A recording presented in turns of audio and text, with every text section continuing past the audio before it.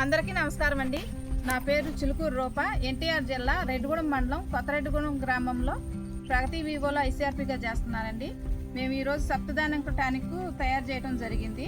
Tonic తయారు చేయడానికి 100 గ్రాములు నువ్వులు, 100 గ్రాములు ఉలవలు, 100 గ్రాములు పెసలు, 100 గ్రాములు మినుములు, 100 గ్రాములు కందులు, 100 గ్రాములు బొబ్బర్లు, 100 గ్రాములు గోధుమలు, 100 గ్రాములు శనగలు తీసుకొని 10 లీటర్ల ఆవు మూత్రం.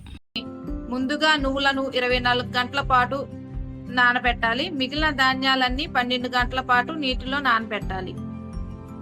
సుమారు 2 అంగుళాలు మొలక వచ్చేంత వరకు గుడ్డలో కట్టి ఉంచుకొని మొలకలు ఏర్పడిన తర్వాత మెత్తని మిశ్రమంగా రుబ్బుకొని 100 లీటర్ల నీటిలో కలుపుకొని మూత్రం కలుపుకోవాలి. 24 గంటల పాటు పులియబెట్టాలి.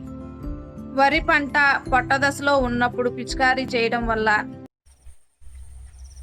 పూత బాగా వస్తుంది మరియు గింజ గట్టిపడే దశలో పిచికారీ చేయడం వల్ల గింజ బరువు పెరుగుతుంది, నాణ్యత పెరుగుతుంది.